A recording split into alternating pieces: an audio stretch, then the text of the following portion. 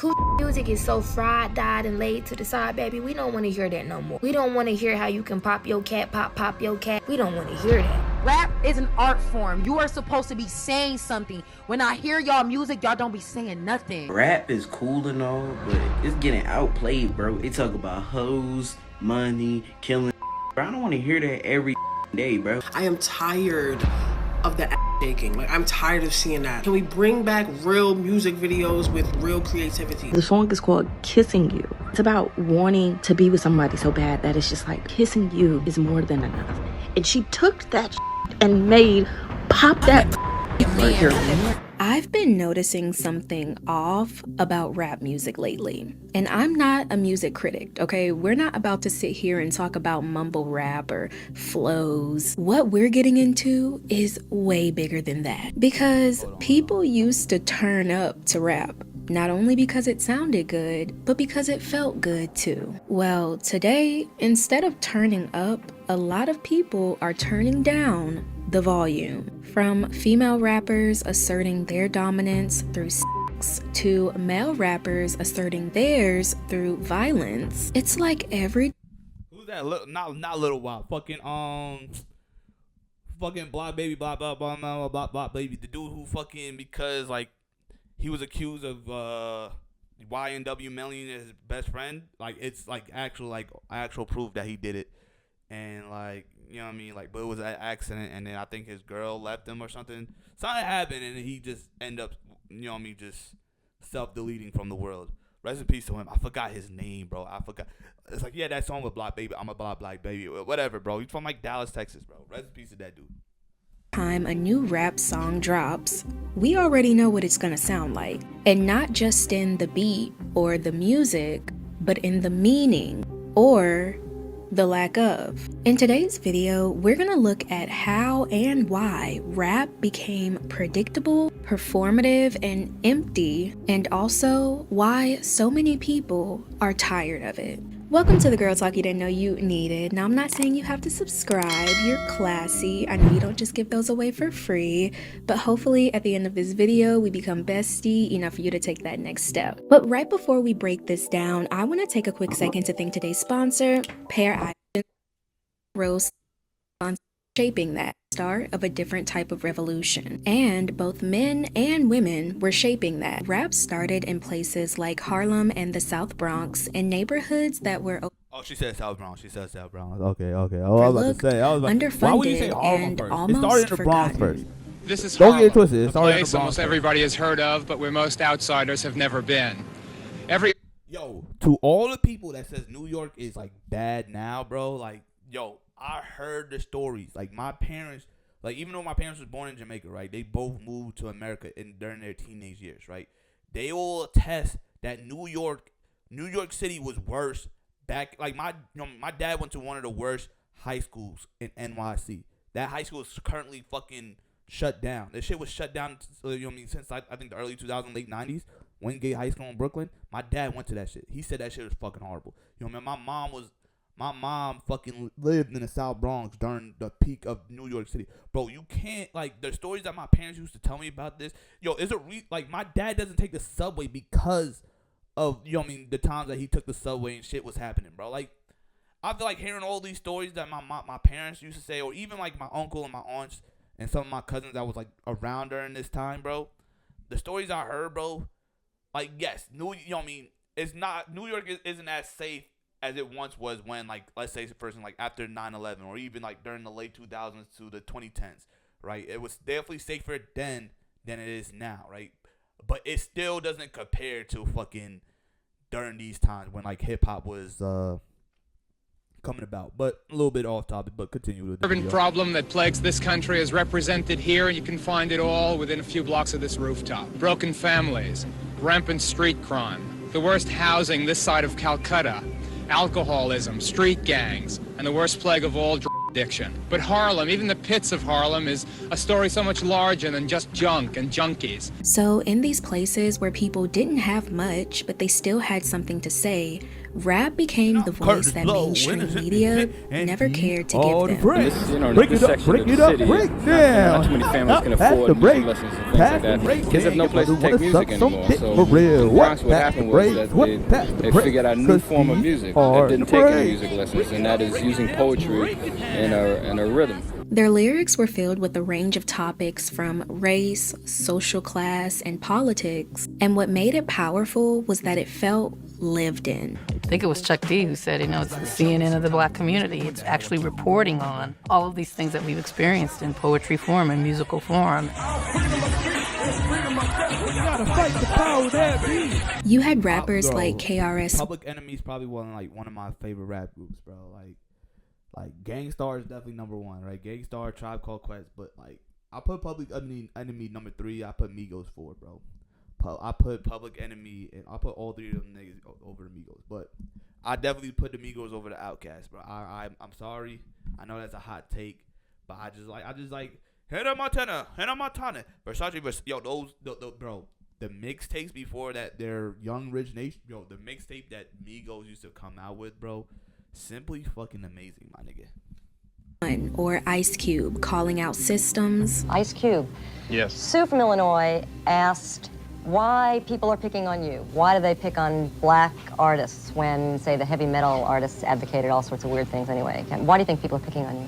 I'm a young black man with very strong views, and I'm not the only one that hold these views about the system. And you also had women like MC Lyte and Queen Latifah speaking on respect, identity, and womanhood. While we're familiar with Salt and Pepper, Roxanne, Shantae, and MC Lyte, there's a long list of ladies who helped set the foundation for others. The founding female MCs of hip-hop were investing their sweat and rhymes alongside their male counterparts to create a new subgenre within the culture. And you weren't just hearing what they thought, but you were hearing what they'd been through. Now, as more ears were able to experience rap, that's when things started to change. Fast forward to the 90s, and rap had started to grow from a neighborhood sound to a cultural movement.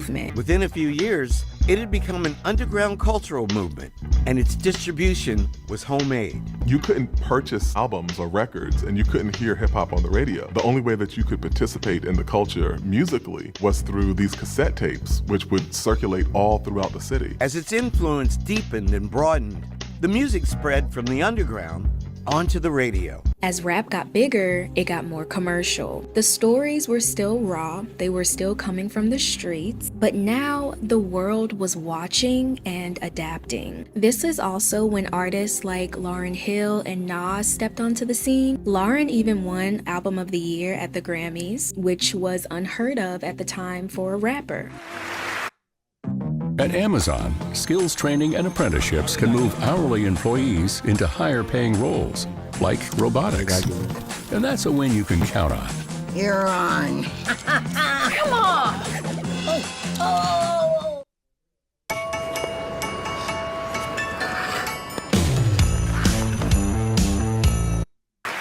And the album of the year is... I like this. I like what you do. The Miseducation of Lauryn Hill. Lauryn Hill.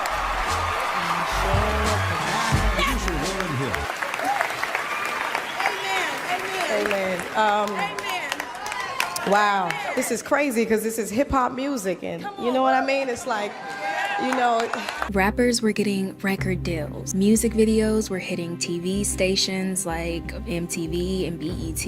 And labels started realizing there was real money in this. But with that kind of attention came an image. The industry started pushing what a rapper was supposed to look and sound like. And that's when things really started to shift, especially for women rappers. She didn't look like a typical music star. You look at TV and you like, okay, I don't see no. By the way, Missy Elliott, I think Missy Elliott is the best female rapper of all time. I think Nicki Minaj is too.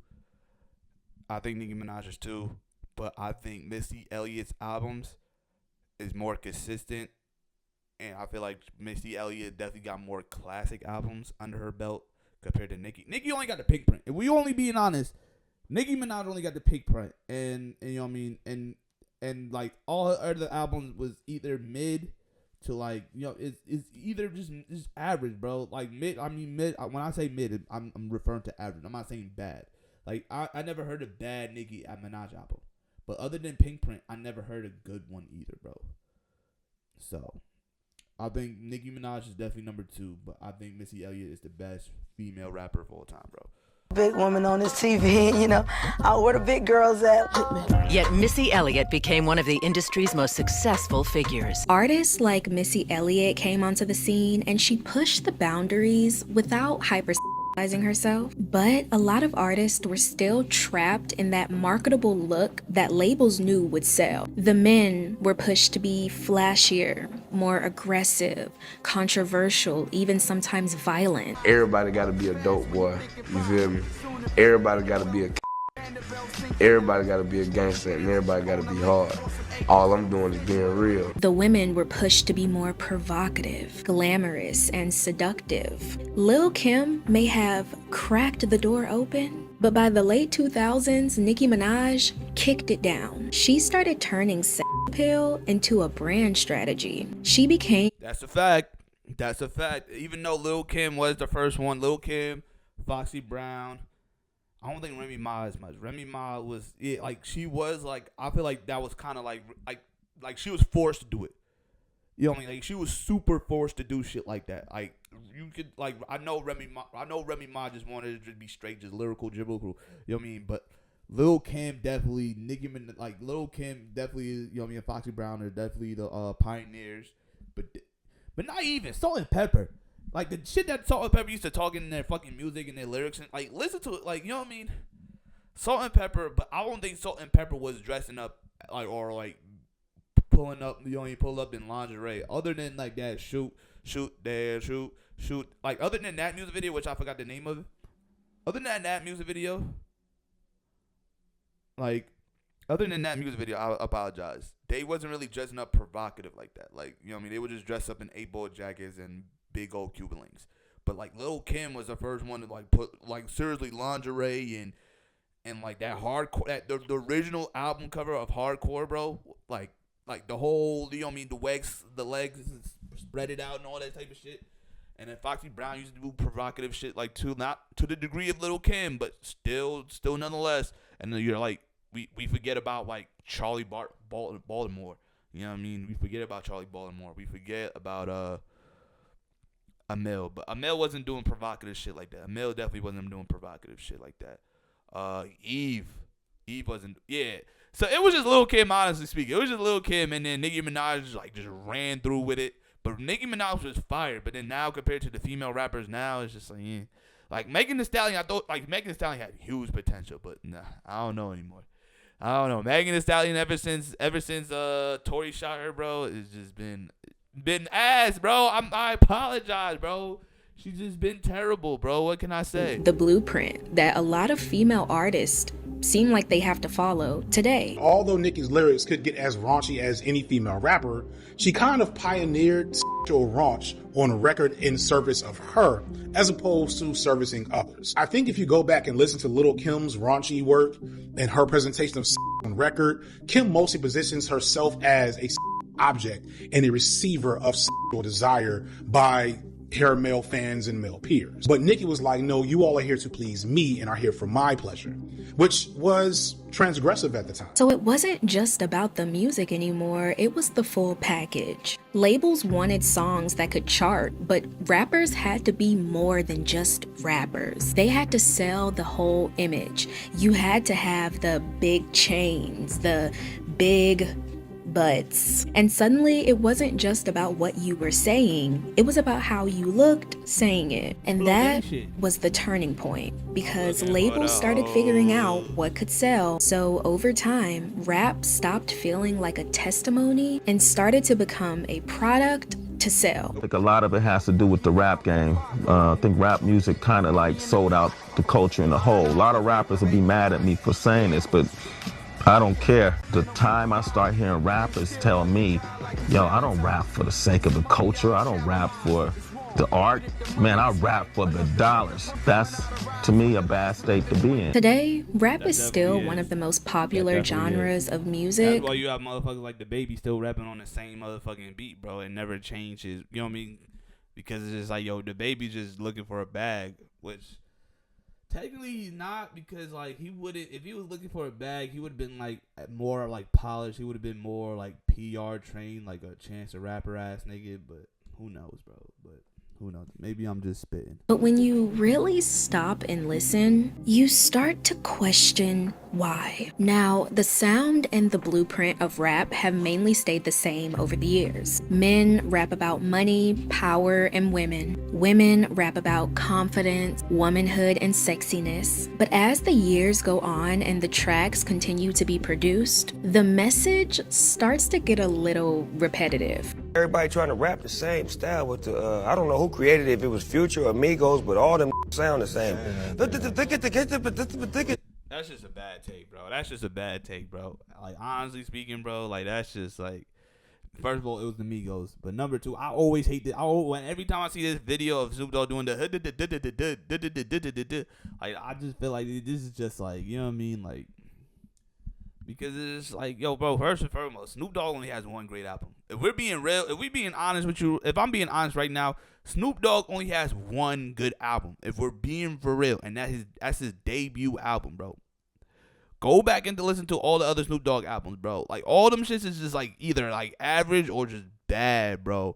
Like, if he didn't link up with Pharrell, bro, after leaving No Limits, and he didn't link up with, like, Pharrell and the Neptunes, bro, Snoop Dogg wouldn't be as big as he is today, bro. I am being honest with you, bro. And I like Snoop Dogg as a person. I think that Doggy Style hip-hop album is probably one of the greatest, probably top 10 greatest debut albums from an artist, point blank, period.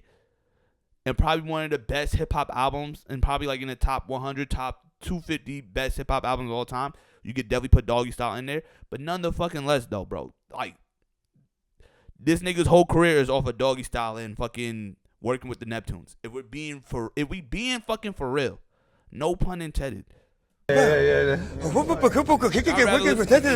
making it because you're in the studio like, what's the #1 record right now? We need to make another one of those. Stop doing that! Stop! You're not original! Give me some original. A new song. And I hate like shit like, yo, be original, be this, be that, be unique. But then it's just like,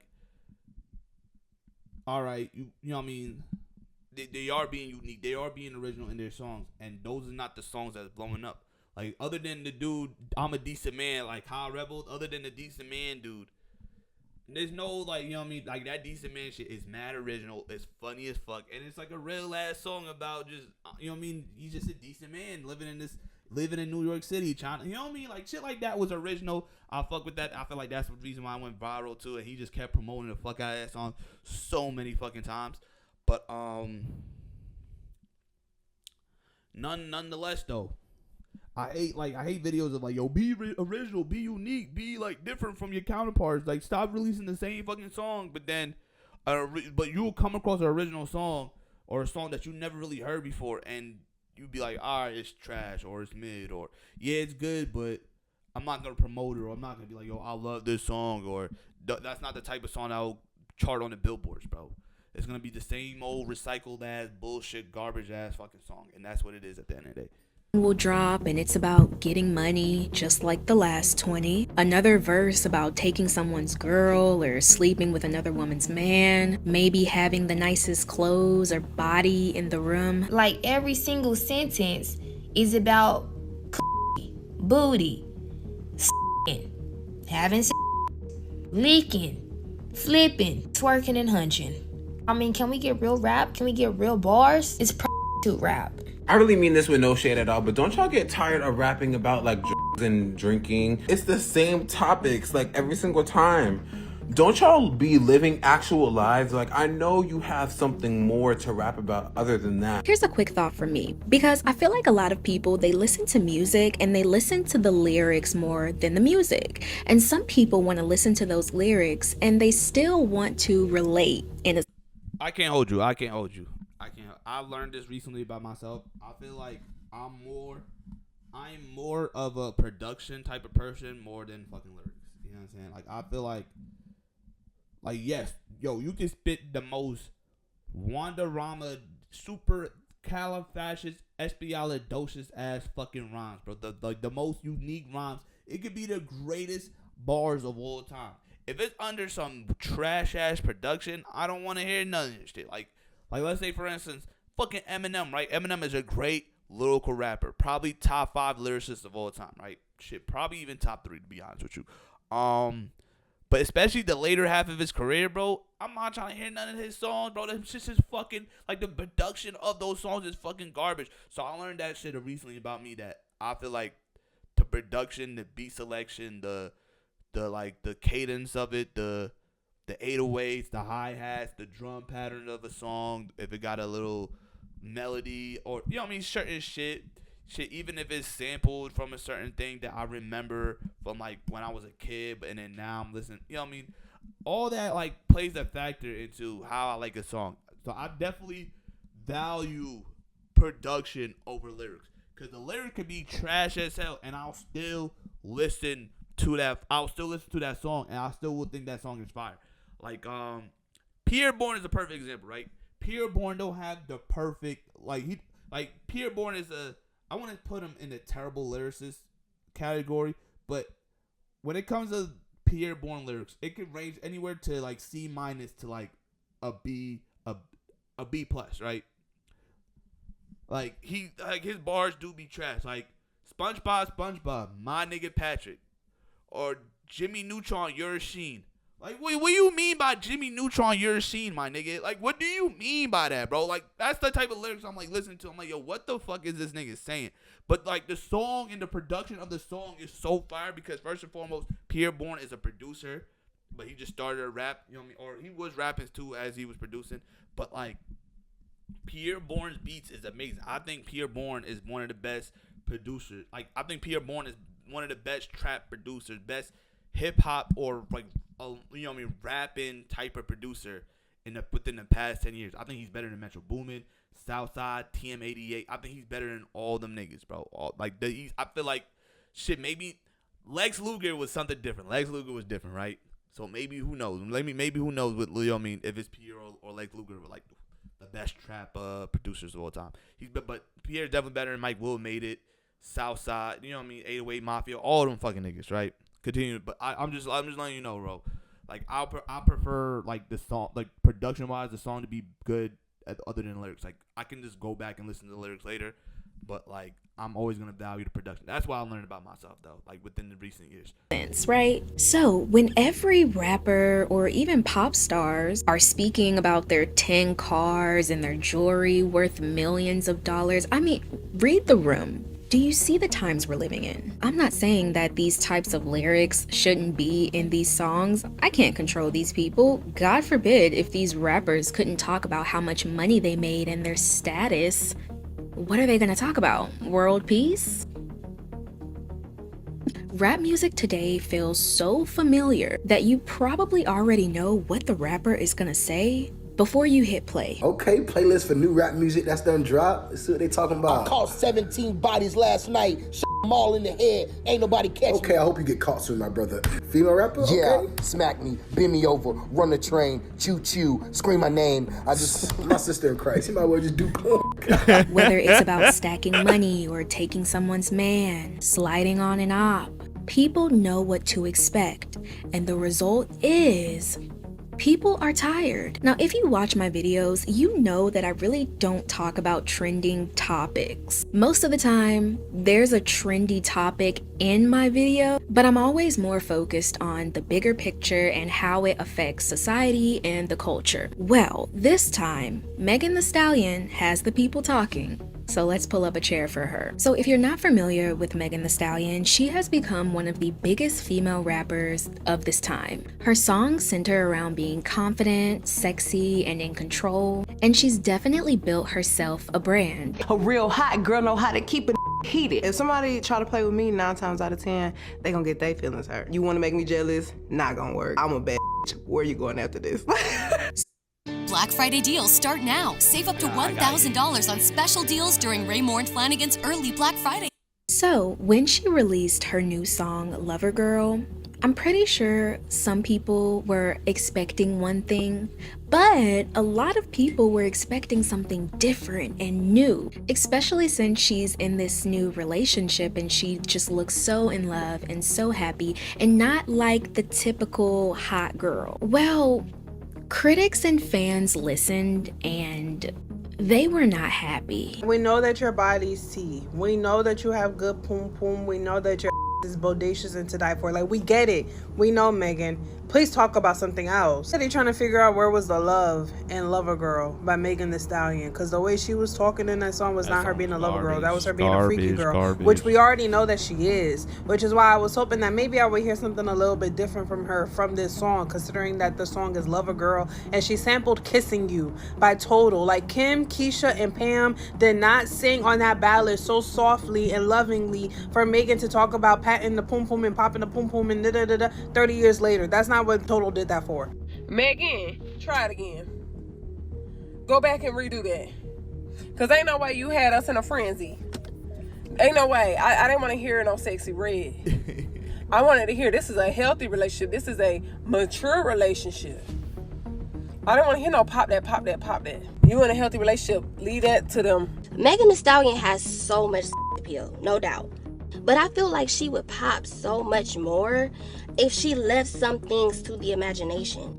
I want more from her so bad, but at the same time, it's like I understand Hollywood and the agendas that they have to push. Even though the song does tap into her being a lover girl and being in love, it still sounds like the raunchy, degrading lyrics we hear today. And it's really interesting to me that whenever anyone points this out, I've seen countless TikToks talking about what a lot of female rappers speak about today, which is, you know, their private parts and so on. There's always a bunch of comments of people being like, if it was a guy, y'all wouldn't care, y'all don't say anything. When it's men, y'all don't have the same energy for male rappers. Well, hello, you're in the right spot because I have that energy. Rap music today is starting to become more hurtful than impactful, and it's definitely not one-sided. Male rappers set the tone years ago. We say things that other MCs wish they could say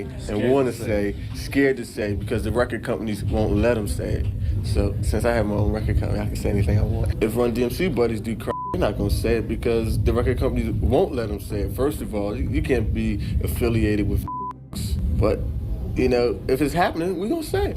And it's only getting stronger today. Whether it's casual mentions of what's in the double cup, what's being rolled up or popped, maybe it's the flexing, the detachment in relationships, and the casual cheating. Or we could even talk about the revenge and the territorial natures. Drill is based on the chaotic nature and frequent incidents of violence in certain neighborhoods on the south side of Chicago, especially in the Woodlawn area, also known as Drill City. Rapper from Woodland, Pac-Man, was the first one to use the word drill for describing in his single, which was released in 2010 and titled It's a Drill. And unfortunately, his life ended in the exact same year. I could go on and on.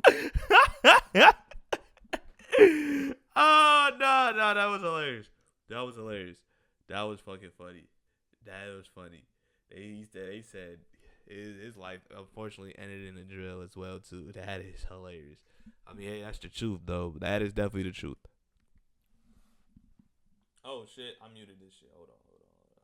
Music and the black culture, because at its core, it's not the rap music. I need y'all to see the bigger picture. Back in the day, people used to rap to tell their stories, and today, they still do. The only difference now is that there's marketing behind it. There's a label that's trying to push something. It's almost like there's an agenda being pushed to the community. I don't think that the black community will evolve collectively until we recognize what gangsta rap has done to us as a culture, because music is our culture, and I want people to know that there's a distinct difference between hip-hop, a hippie, and gangsta rap, what we listen to today, because the messaging in the music is so negative. It does nothing positive for the community. It's not even empowering. It's not even like, don't worry, little black dude, you're gonna get out the hood. It's not even that. It's like, do illegal substances, your women, have some sex, do illegal substances, praise money, money, money, money. And because everyone's trying to stand out, everyone's trying to get that top charting song, the rap is getting more extreme, it's getting more raunchy, it's getting more sexualized. There's always something good, but once it's mishandled, it can turn evil. And I believe that yes, if we look at the outcome, rap music has been mishandled. And instead of being a vocal diary to some, it's become... Yeah, but you can blame that on, it's getting mishandled because of the white people up top. You know what I mean? I don't want to say what kind of type people, what kind of specific group of white people are doing these type of things to the black community. You know what I mean? They're going to cancel my ass and all this type of shit. It was the Jewish people. Nah. Nonetheless, I mean, I really don't want to admit there is some truth to that. Like the Jewish people do not probably most of them do run the definitely run the rap. So yeah, I feel like you could contribute that to the whites, but also you gotta contribute that to us as black people too, because we could have simply been like, no, we're gonna keep this culture to ourselves. We're gonna, it's always gonna just be about the soul and help empowering the black community. But you already know niggas don't buy records. You know what I'm saying? You already know that the white people are. It's crazy because look at this shit, right? Look at this. This is Lil Uzi Vert, right? This is Lil Uzi, right? I'm gonna mute the video, right? This is Lil Uzi, right? Performing at a festival or whatever, right? Do you see one lick of fucking nigga in this crowd right now? Let's be honest, let's be real. Do you see one lick of fucking? Do you even see some milk chocolate? Nigga, do you even see a cookie and cream type of skin color in this fucking crowd? No, you see one nigga that looks like he was a part of the fucking Nazis back in the 1940s and a whole bunch of Timothy Chalamet's, bro. That's all you see in this crowd right now, my nigga. That's all you see, bro. White people are the biggest consumers of not just only hip-hop, but just fucking music and just buying shit point blank, period. Because they are indeed the majority of in America and mostly in first world countries. That's what it is, bro.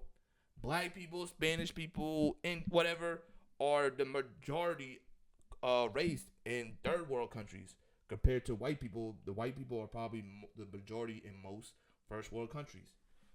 Whites and Asians, you know what I mean? So whites and Asians are gonna be your biggest consumers. So you gotta, so if you really want to make money and not have a second job and your first job being hip hop, but your second job is fucking delivering mail or fucking at a construction site, you gotta sell out for the white man. Like it is what it is, bro. You know what I mean? Us black people, we just don't buy, you know what I mean? We just don't buy records like that. We just don't buy, like, you know what I mean, physical copies or what. Like, I mean, I do now, you know what I mean, because I got adult money. But back when I was a fucking teenager or a kid, my parents had it like that. My parents had money. Like, I'm not saying my parents was, like, super rich. Like, I wasn't living large.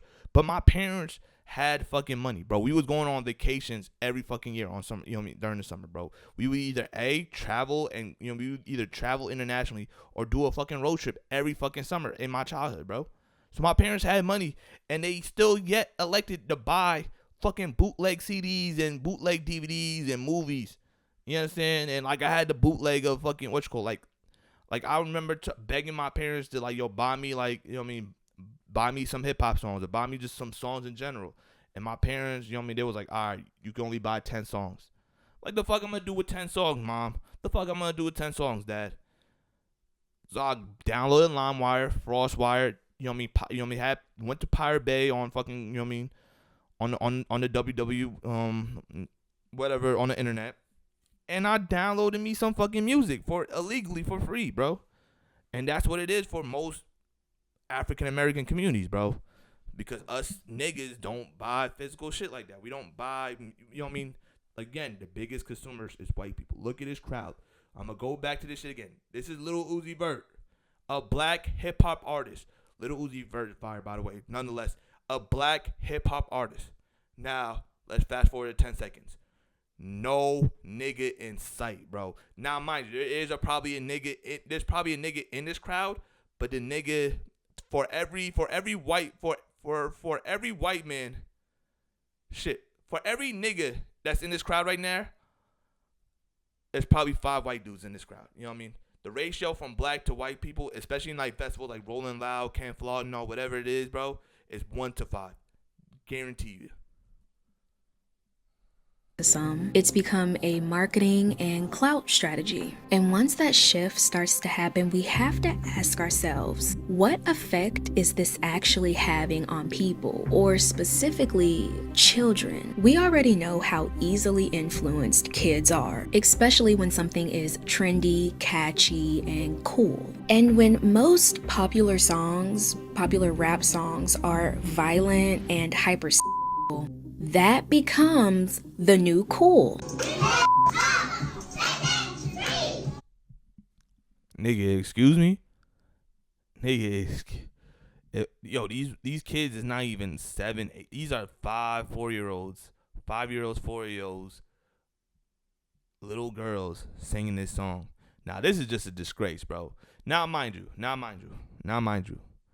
not going to sit here in front and act like, you know what I mean, like I was, you know what I mean, I was this pure innocent kid up until 18, and then I started listening to explicit music. No, like my parents try their best to like shelter me from hearing curse words in songs and music and shit like that? Yes.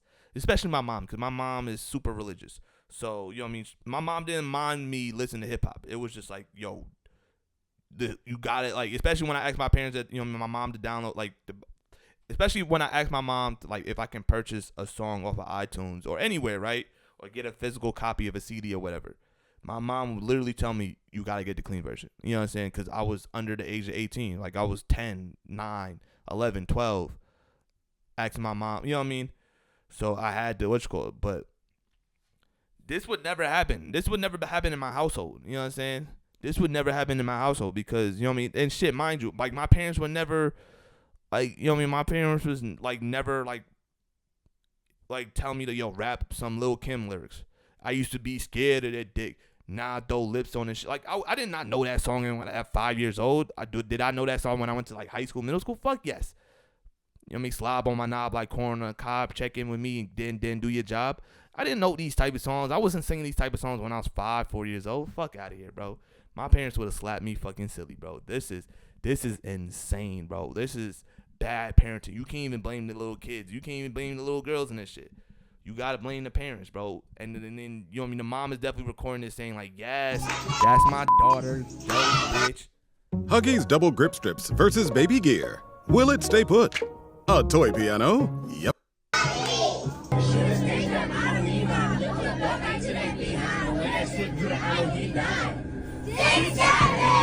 It almost... Alright, like six... That whole 6-7 shit is like... That whole 6-7 shit, that's like a... You know what I mean? That's Sexy Red is not for not for the little girls. That whole 6-7 song, I mean, yeah, he's cursing on it, but it's still like a appropriate middle school type of fucking song at the end of the day, bro. Like, you know what I mean? Like, Skrilla is talking about some gang and some drug shit, but at the same time, the way Skrilla like paints it and like dress it up, the lyrics a little bit, it could be cleaned up a little bit. But whatever Sexy Red saying in that Rich Baby Daddy song, hell fucking no, bro. Your 5-year-old does not need to be listening to that. But nigga, I was probably listening to a song just like 6-7 back in middle school. Those kids look like they was in middle school, or at least 5th grade. Like, I was definitely listening to songs like that, like fucking I think they like me. I ain't really showing my age, but I was listening like, they think they like me ass fucking songs. Seems like music, but not limited to just that, is shaping how these kids act and speak and how they want to be seen. You trying to get on, man? Let's do it, man. Every day I'm hustling, do it for the fun of it. Yeah, I'm on that money shit. If I hear him talking shit, then I'ma pull up with the mix. Because why are we on that money at the age of what looks like 11. Now, I watch that TikToker regularly, so I seen a notification pop up and I was like, oh, let me go watch the video. And then I got even more excited because I was like, oh, look, it's a kid rapping. Like, that's cute. But then I heard the cursing. And I'm a grandma at my core. If you watch me normally, you know I'm 23, but I'm 85. You get it. So stuff like that isn't cute to me. I'm clutching my pearls because what do you mean you're cussing? You're a kid. That's not normal, right? I was scrolling through the comments and no one pointed it out. So I'm like, yeah. And y'all be telling me, oh, Janae, like, it's okay. You're normal. I think like that too. Okay, well, we're like 1 in a million. Because no one sees a problem with this. But this is what children are consuming. Now, stuff like this has made level-headed adults really step back and think about what they're consuming. Because a lot of people today are just giving up rap music completely. Today makes 113 days that I have not listened to no rap, trap, or R&B. And honestly, it has been such an amazing experience. I encourage everybody to do this. Some stop listening because it doesn't align with who they are. See, like, I agree with shit like this. Right? If you stop listening to rap music because you became like a devout Christian, you know what I mean, all this type of shit, Christianity, all that, you know what I mean. Like, my mom stopped listening to, like, you know what I mean. The more my mom fell into the whole religion shit, the more that my mom stopped listening to rap music. Also, she just feels like rap music today, especially my dad too, but my mom more specifically feels like rap music today is just saturated and just hot garbage, right? Like, she just likes Nas and the Curtis Blows and Kid and Plays of the world. So, like, you're not gonna, you know what I mean? So the only way you're gonna put some fucking rap music in her car or on a radio if it's like some old school 80s, like early 90s to 80s, 70s hip hop music, like some hip hop, the hip hop, don't stop, and the bang bang boogie, the upside, the boogie, you know what I mean, type of shit. You know what I mean? So I agree with shit like that. But if you simply just, I'm going to stop listening to hip hop and rap music just because, I feel like that's racist, bro. At the end of the day, bro, I do feel like that's racist. I love hip hop and rap so much. I don't think I'm going to ever stop listening to hip hop and rap music. Now, there might become a point in time in my life where I may stop listening to newer acts or newer artists. That shit probably not going to happen either. And for the foreseeable future, but maybe when I'm like 50 years old, right? Within the next 25, 30 years or so, I'm gonna just stop listening to newer artists that comes out that day, that, you know what I mean, during that time, and just stick to, you know what I mean, the waterfalls that I'm used to, right? None the fucking less. I feel like, especially you as a black person, you stop listening to hip hop rap music because, like whatever's coming out today. I feel like that's just racist, bro. Like, Dr. Umar Johnson should definitely call you a coon. That's what it is. That's how I feel. That's just how I feel. But we can continue on the video because I have a general synopsis of how I feel about all the shit at the end of the day. Or who they're trying to become. Others are letting it go because it triggers thoughts and emotions in them that they don't. Rap triggers thoughts and emotions out of you? Bro, what are yo? All right, I'm gonna save my thoughts to the end, bro. Normally have. This is coming from the biggest Moneybag Yo, 21, Drake, I mean, you name it. I used to love it. When I stopped listening to it, call me weird, but I feel like my values of myself and other women just exploded in how much I understand our worth more. I went like a month without rap. I realized my thinking was becoming more shallow. I realized my feelings were becoming more irritable. And I don't know about y'all, but are we being fucking for real? Are we being so fucking for real?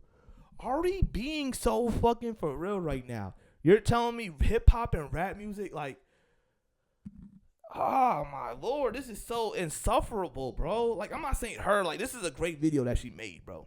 This is a great video that she made. But all these TikTok people up on TikTok saying, like, yo, like, I'm a drug addict and this, that, and the third because of hip. Like, what? Like, so impressionable, bro. Let me save all my, you know what I mean? Nah, matter of fact, fuck all that. Because I have another thought at the end. I have another thought at the end of the reason why hip-hop music is the way it is. But I feel like it's just a music thing across the board of all genres, right? But I feel like I gotta say this, bro. If you're being heavily influenced, and this is coming from a gullible person. I am a gullible ass nigga. Like, look at me, bro. I am gullible as fuck. You know what I'm saying? Like, I'm super duper oompa loompa ass fucking gullible ass nigga, bro.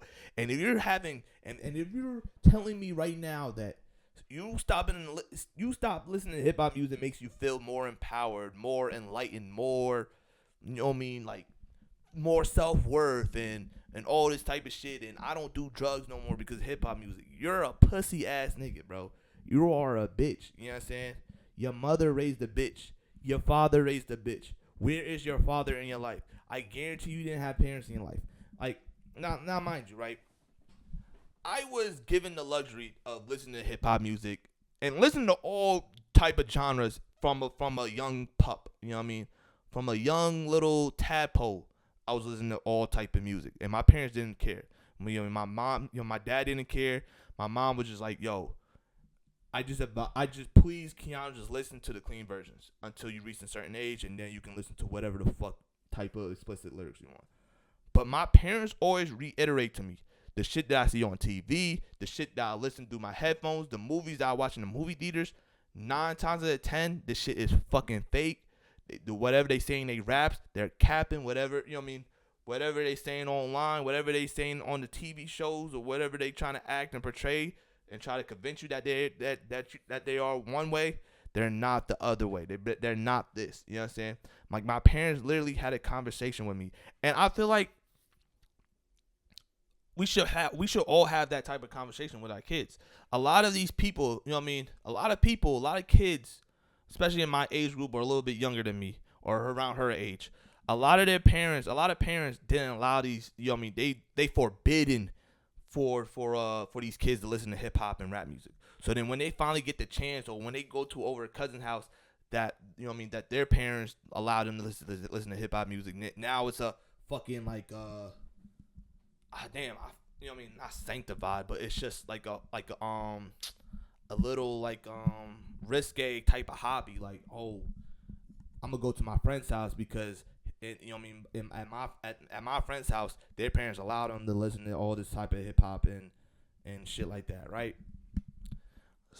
You know what I mean? But their parents, you know what I mean, they forbidden hip hop or rap music or any type of explicit, raunchy, sexualized, or even just like negative demons, you know what I mean, satanic worshiping type of music to be played in their house, right? Whereas with my parents really didn't monitor us. Our parents really didn't monitor us with our music and the shows and the shit that we like, or the shit that we saw on the internet as we consume, me and my brother in the household. Like, they didn't really like put like an ad block, or, you know what I mean, there was no such thing as a you know what I mean, there was no such a thing as my parents blocking channels from us. Like, I was dead 12, 11 years old watching porn, you know what I mean, because my parents had like, you know what I mean, had like the Abroad Horizon type of cable package. So I was watching everything from porn to like movies that I shouldn't have been seeing when I was fucking 11, 12 years old. But my parents sat down and had a conversation with me that saying all this, even the porn, even, you know what I mean, even like the titties and all, and the ass and all this type of shit that I'm seeing on these type of shows and movies and even these adult films, all of these shits is fake. 9 times out of 10, this shit is fake.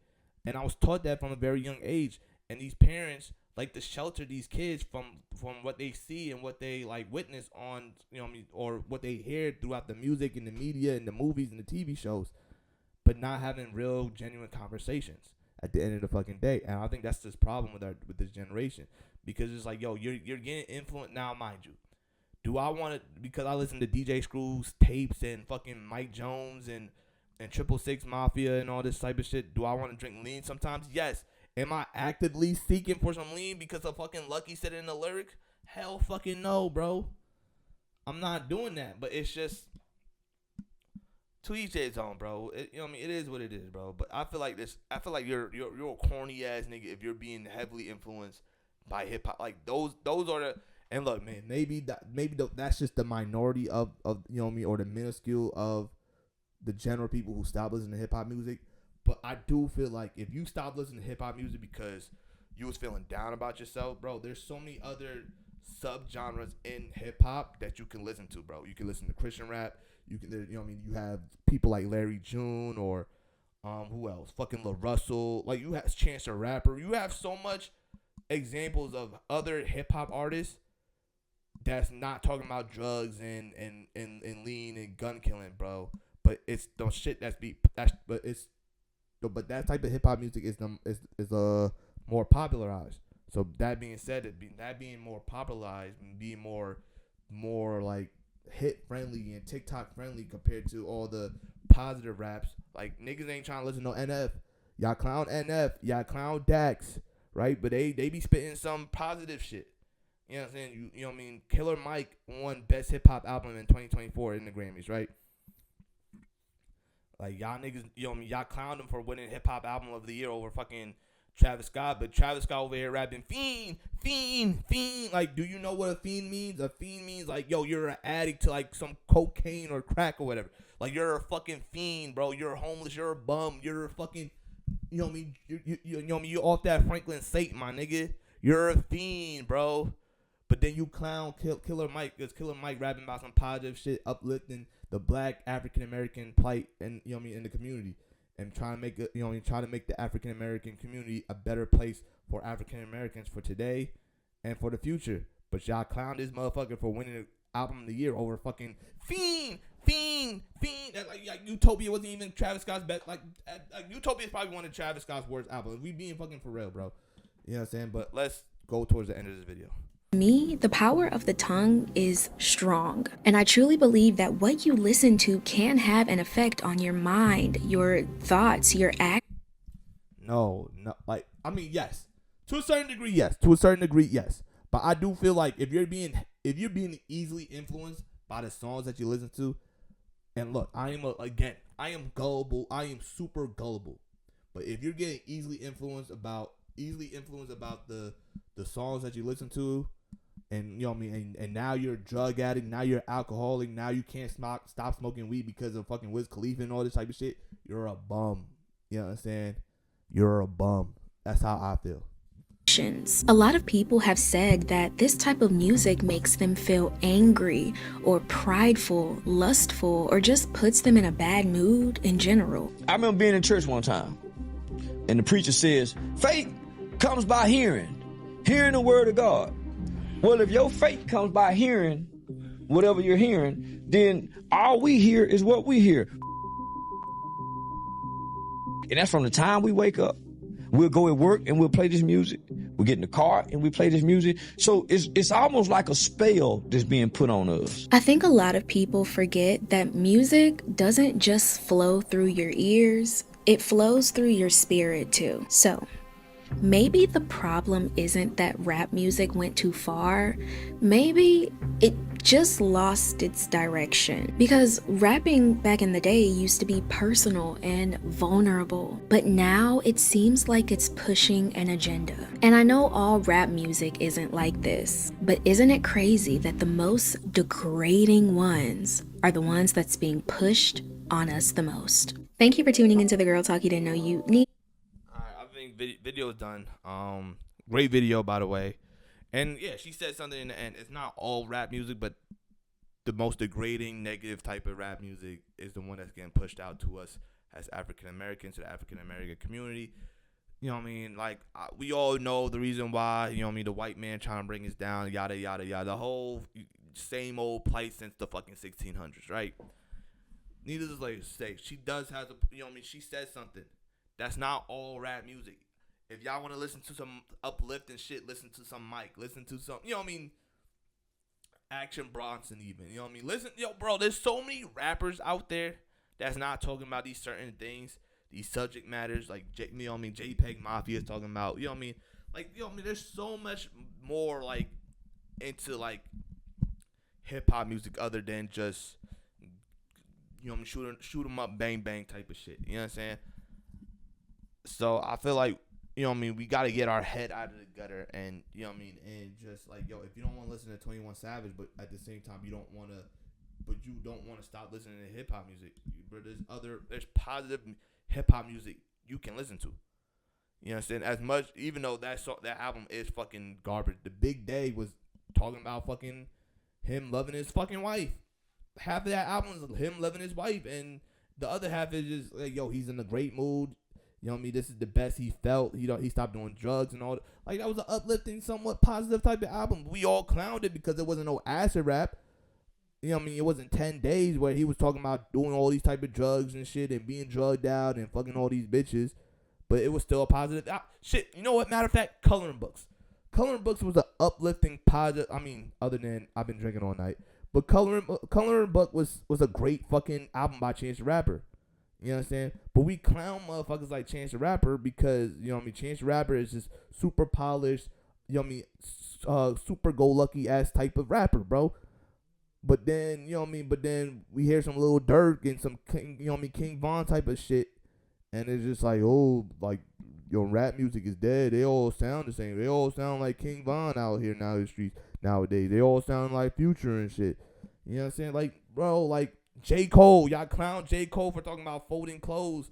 But, you know what I mean, listen to some folding clothes ass music, bro.